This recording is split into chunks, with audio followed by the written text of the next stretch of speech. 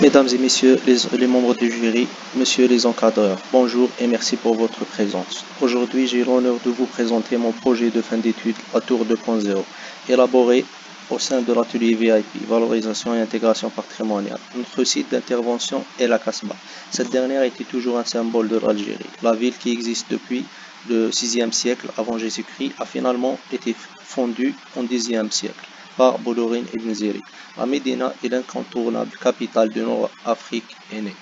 La Casbah actuellement souffre d'un enclavement étouffant entre elle et les quartiers limitrophes, mais aussi d'une fragmentation à l'intérieur qui le fait décomposer en plusieurs entités. Malgré ça, la Casbah, selon l'UNESCO, est une parmi les plus beaux sites maritimes de la Méditerranée, grâce à sa richesse paysagère et aussi à sa forme urbaine originale qui offre une potentialité au tourisme.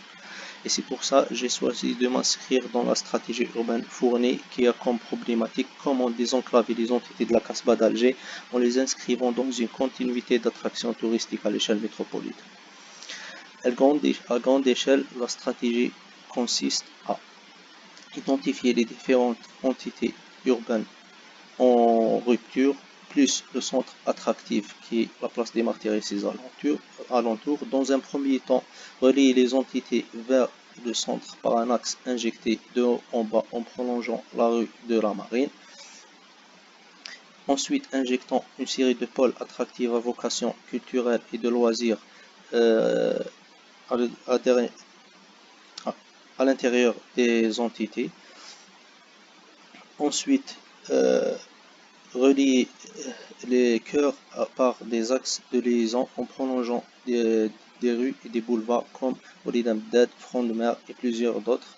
À la fin, mettre un réseau local qui garde l'ambiance privée de quartier en assurant une cohabitation touriste-citoyen.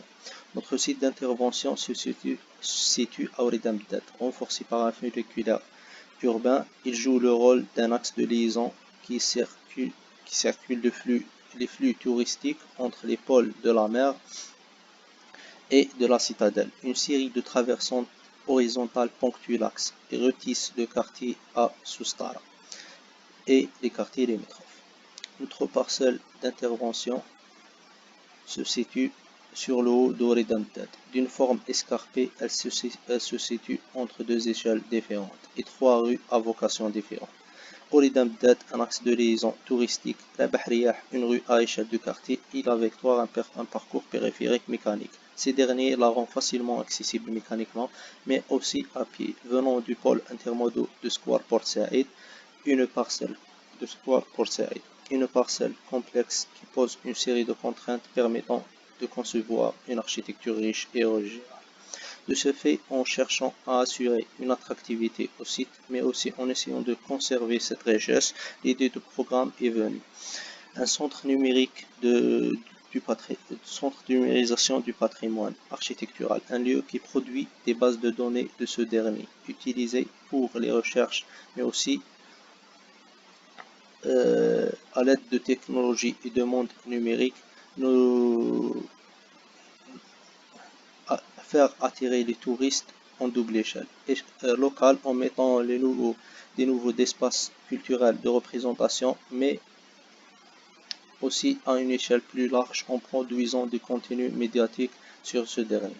En voyant le site, le lieu appelé El Kharba, un lieu où en désordre, un lieu chaotique, d'où notre concept est venu, c'est de créer l'ordre dans ce désordre. En comparant entre deux travaux de deux artistes, Mondrian et Van Doesburg, les traits de caractère de notre concept s'éclairent. Le cadrage, la régularité et l'immobilité.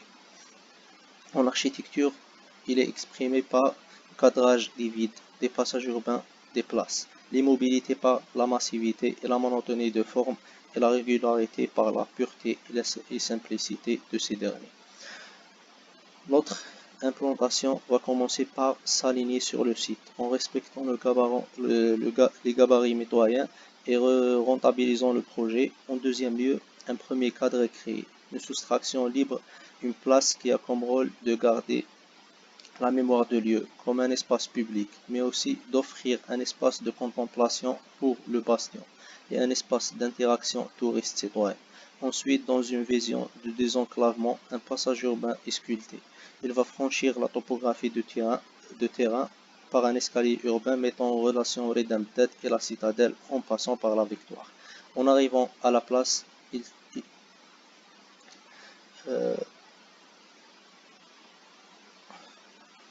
se comprime. Après, il s'ouvre sur le bastion en le mettant au centre de la perspective.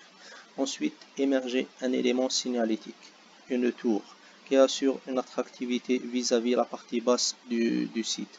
Mais à l'aide d'une série de reculs, soustractions et additions, elle est mise à échelle humaine. En dernier, un deuxième cadrage se fait. Un qui cadre pas juste la parcelle, mais aussi le bastion 8, en intégrant au projet et le donnant une nouvelle vie. Sur Redempted, l'entité visualisation est posée. Elle aspire le flux touristique de boulevard à l'intérieur du projet.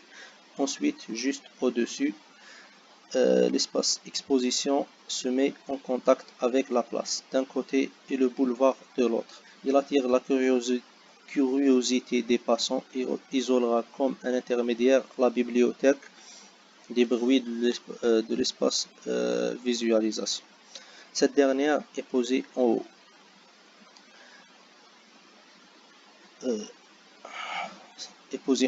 Du socle. Elle s'éloigne du bruit du boulevard et cherche la lumière naturelle en s'étalant sur tout le volume en elle. Sur le volume en s'abat, on trouve l'entité idéation. Un plateau libre de coworking en contact avec le bastion. Il domine la baie d'Alger en créant un espace idéal pour la créativité et l'inspiration. En haut, loin du bruit, avec un maximum de lumière, une série de mezzanines favorise le travail en équipe, compose l'entité numérisation, où un travail de rigueur et précision s'exécute. Au sommet de la tour, un moment pour apprécier Alger, sa baie et sa casbah, un observatoire. Le projet, dû à sa complexité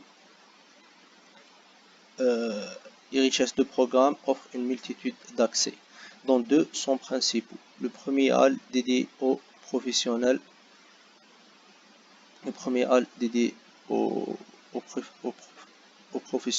lance un circuit privé desservi par deux cages d'ascenseur vers le haut de la tour. Un deuxième hall est collé à l'entité visualisation, dessert les entités publiques. Une troisième ascenseur est rajoutée. Elle relie l'observatoire directement au café posé sur la place. Le projet est évacué par deux circuits d'évacuation distribués par deux escaliers de secours.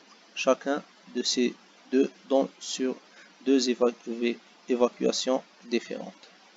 Une série de mezzanines et de transparences sont annexées aux espaces de circulation, les donnant une qualité agréable. De cadrage de vue vers la tour et l'auditorium de réalité virtuelle à partir de l'espace visualisation, une circulation autour d'une mezzanine pour la bibliothèque, pour ce qui est enveloppe du projet. Elle a deux rôles principaux. Le premier est de s'intégrer dans son environnement et le deuxième est d'assurer à la tour un traitement exceptionnel qui la permet de jouer son rôle comme un élément signalétique. Le volume intermédiaire entre les deux ailes croisées de socle s'habille en transparence. Il permet de mieux démarquer les deux volumes, mais aussi de capter l'éclairage pour les espaces internes. Les décrochements du volume protègent cette verrière quand le soleil est au zénith.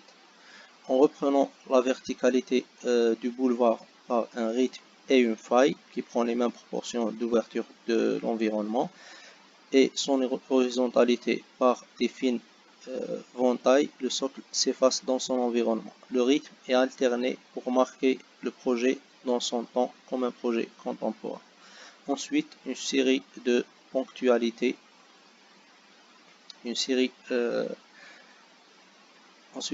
ponctualité se fait dans le rythme. Des reculs permettent de marquer les entrées, mais aussi de cadrer une vue sur le bastion 8. Ce dernier fait semblant qu'il fait partie de l'espace consultation. Une transparence couvre le volume en sabbat et le contrastant avec le bastion, mais aussi en ouvrant l'espace vers l'extérieur pour permettre de profiter de la vue splendide du site. À échelle humaine, une double peau rappelle le traitement de la tour. Ces derniers sont généralement similaires dans le monde. En Murido, ils ne rajoutent pas trop de caractère pour le site, mais à l'inverse, ils l'effacent. Mais dans notre cas,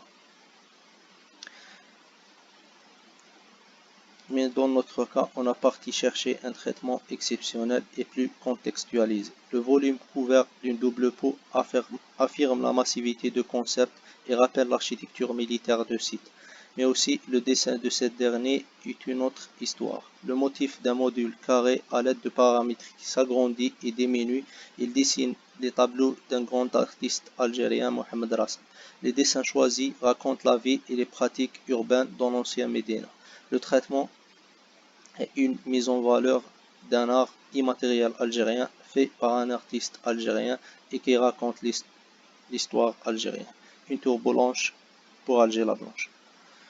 En synthétisant, le projet offre un élément générateur d'attractivité au site qui est la tour, mais aussi une architecture qui permet de garder le site patrimonial vivant et humain, dû à ses entités dédiées à l'urbain, mais aussi au passage urbain et à la place offerte. Un programme qui permet de préserver le patrimoine et de le mettre en valeur, et une série de cadrages vers Alger, la Casbah, son tissu escarpé et la mer. Et deux rappels, le premier qui est la tour, qui détache de la même manière que les bastions faisaient un certain temps. Un autre rappel qui est le sabbat avec le volume qui cherche le bastion à l'horizontale. Une valorisation aussi du patrimoine immatériel qui est l'art des miniatures algériennes avec une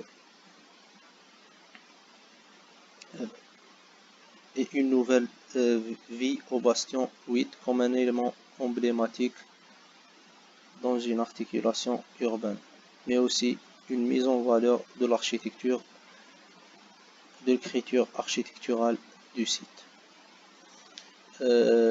On joint une animation qui permet de mieux comprendre le projet dans son environnement.